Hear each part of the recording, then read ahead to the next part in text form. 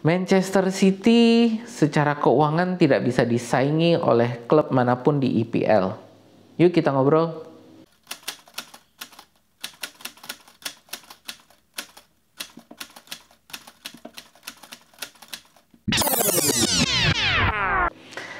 Hai teman-teman, ketemu lagi dengan saya Osli. Ya, kali ini kita akan membahas sebuah pernyataan yang dilemparkan oleh Jurgen Klopp ya beberapa minggu lalu, itu yang menyatakan bahwa Manchester City ini secara keuangan mereka terlalu kuat, terlalu mendominasi sehingga tidak ada klub lain yang bisa menyaingi, membuat Manchester City ini bisa melakukan apa yang mereka mau dengan seenaknya. Ya, oke, teman-teman, sebelum kita masuk ke pembahasan kita yang lebih detail, saya mau memperkenalkan channel saya ini. Nama saya Osli, dan channel saya ini adalah fans channel Arsenal, di mana saya lebih banyak membahas tentang Arsenal, tapi kadang-kadang saya juga suka membuat esai bola seperti ini, yang kita membahas hal-hal sepak bola secara umum. Gitu ya. Kalau teman-teman ngefans dengan Arsenal atau suka dengan bincang-bincang bola seperti ini, boleh yuk di like, share, dan subscribe. Oke, kita lanjutkan ke tadi ya pembahasan kita tentang apakah Manchester City ini secara keuangan mereka memang sangat kuat sehingga tidak bisa disaingi oleh klub-klub lain di IPL gitu ya. Oke. Kalau kita mau berbicara tentang kekuatan keuangan, tentu kita harus membicarakan dulu dari sumber penghasilan mereka. Nah, sebuah klub sepak bola di Liga Eropa lah ya. Jadi kita bukan hanya ngomong Liga Inggris, tapi di Liga Eropa ini sumber pemasukannya ada 3. Yang pertama ini adalah match day revenue, jadi pemasukan pada saat hari pertandingan itu adalah penjualan tiket. Jadi penjualan tiket untuk penonton atau fans yang hadir di lapangan, hadir di stadion pada saat pertandingan itu dilakukan. Jadi match day revenue itu sumber pemasukan yang pertama. Sumber pemasukan yang kedua itu adalah hak siar ya. Jadi pada saat terjadi pertandingan itu kan disiarkan di televisi. Nah, itu televisi-televisi yang menyiarkan ini membayar kepada klub-klub ini hak siar yang untuk supaya mereka bisa menyiarkan pertandingan-pertandingan itu, mereka membayar hak siar kepada klub. Yang ketiga ini adalah komersil. Komersil ini berarti adalah pemasukan dari sponsor ya. Mungkin teman-teman bisa lihat kan di jersey-jerseynya ada iklan-iklannya, itu kan ada logo produk lah gitu ya di yang biasa kan ada di dada, ada juga di sebelah lengan sebelah kiri, lengan sebelah kanan gitu ya. Itu sponsor. Berikutnya dari penjualan merchandise gitu ya, penjualan merchandise. Nah, itulah komersil gitu ya. Jadi pemasukan komersil. Jadi ada 3 pemasukan. Nah, dari riset saya untuk melihat pemasukan 3 pemasukan ini gitu, saya membandingkan di sini adalah 4 klub ya. Yang pertama pasti Manchester City itu sendiri karena ini klub yang dikomplain gitu. Jadi saya mau lihat Manchester City ini pemasukannya gimana. Lalu dari 3 klub lain ini yang biasanya suka komplain terhadap Manchester City keuangannya, yaitu dari Manchester United, Liverpool itu sendiri, dan ya Arsenal juga. Ya fans-fans Arsenal ini suka komplain tentang Manchester City juga secara keuangan. Jadi kita lihat sebenarnya secara keuangan apakah benar Manchester City ini secara keuangan memang sangat mendominasi. Manchester United, Manchester City, dan Liverpool ini untuk 3-4 tahun terakhir lah ya, ini mereka ada di bracket penghasilan yang ya mirip-mirip. Jadi penghasilannya nggak beda jauh. Tadi ya income mereka ini nggak beda jauh. Manchester City ini sama Liverpool bedanya paling kita ngomong paling pol itu ya 10-20 juta pound sterling gitu kan. Yang justru paling mendominasi ini sebenarnya adalah Manchester United. Manchester United ini yang secara stabil selalu berada di atas Manchester City, Liverpool, dan Arsenal sendiri. Bahkan kalau tadi kita bandingkan dengan 3 klub ini tadi ya, Arsenal ini mereka yang penghasilannya selalu ada di bawah itu, bahkan dalam rentang kita ngomong 200-250 juta pound sterling. Pemasukan mereka itu di bawah dari 3 klub ini, rentangnya bisa sampai 250 juta pound sterling. Nah, baru sih di tahun 2020-2021, jadi yang baru diaudit ya untuk pemasukan 2020-2021 gitu kan, itu baru Manchester City itu ada di atas Manchester United. Sebelum itu Manchester United selalu mendominasi dengan penghasilan yang ya jauh, ya nggak terlalu jauh sih, cuman ya di atas lah dari Manchester City ini, selalu secara konstan selalu ada di atas Manchester City. Baru bisa dikebut itu di tahun 2020-2021, musim 2020-2021, dan itu pun di atasnya nggak terlalu besar, sekitar hanya 70 juta pound sterling kira-kira gitu ya. 60-an lah itu, 60-an juta pound sterling. Nah, nanti ya, teman-teman kalau mau lihat sendiri datanya, linknya saya taruh di di description ya. Jadi nanti di description saya akan taruh link sumber data saya dari mana gitu. Nah, jadi kita lihat secara pemasukan sebenarnya nggak terlalu mendominasi banget juga.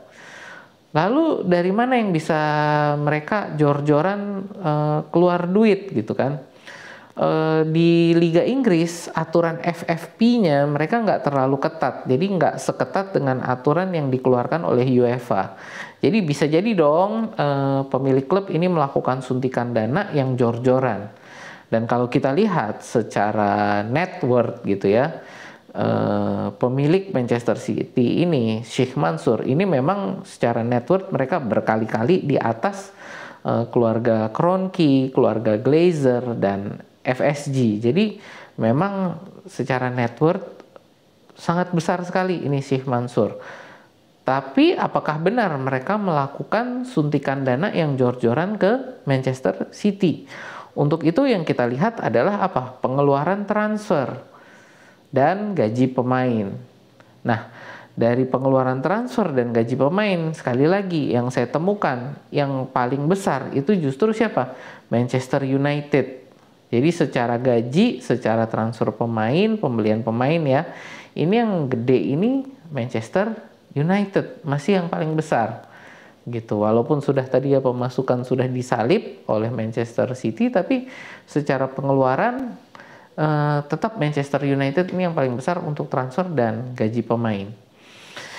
Nah, kalau memang itu yang terjadi, berarti di mana nih suntikan dananya? Berarti kan nggak ada suntikan dana yang jor-joran.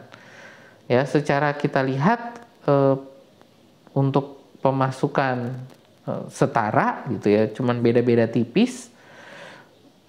Secara gaji pemain dan pembelian pemain juga mirip-mirip antara 4 klub ini ya, Manchester City, Manchester United, Liverpool, dan Arsenal, mirip-mirip gitu kan.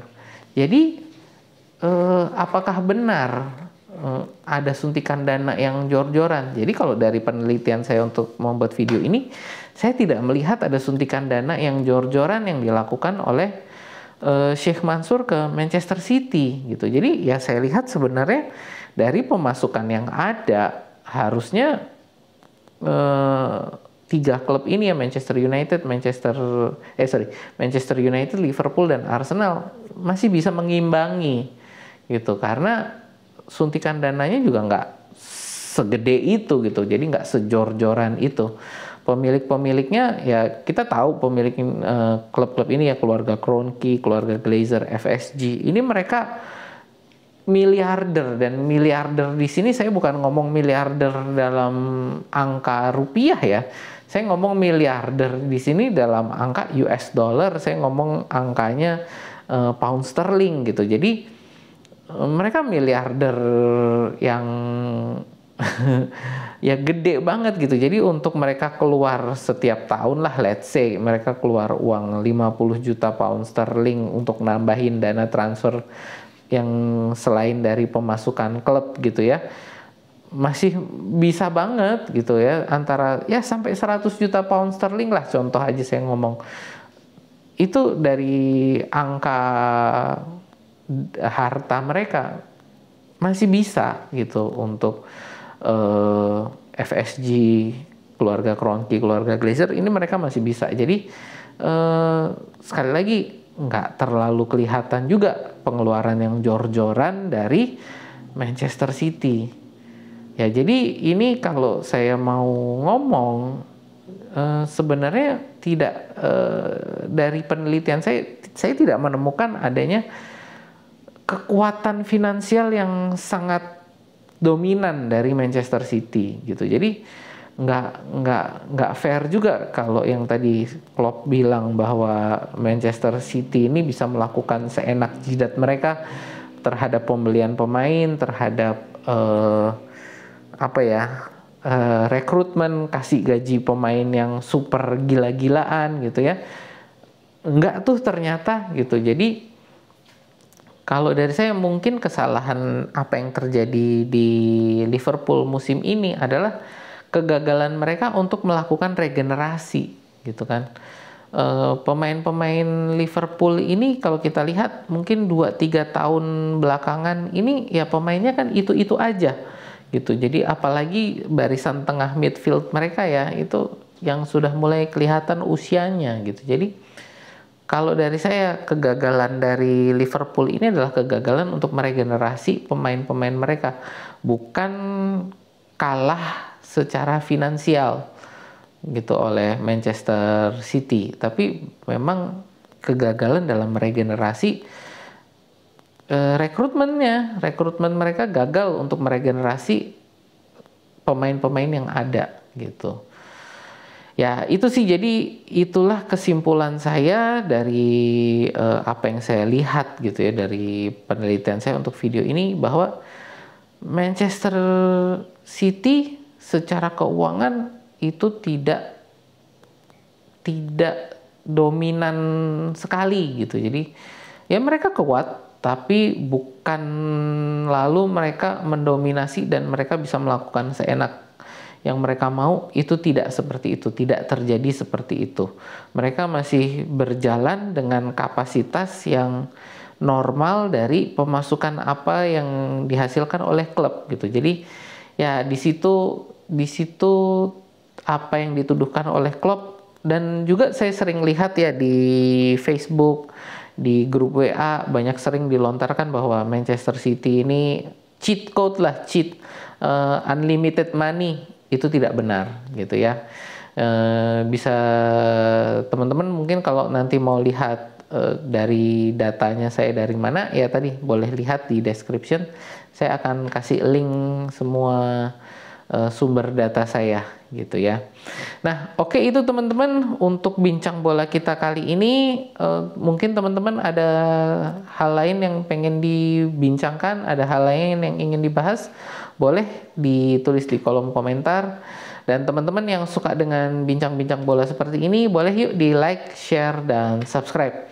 Oke, itu saja untuk bincang bola kita kali ini. Sampai jumpa di bincang bola kita berikutnya.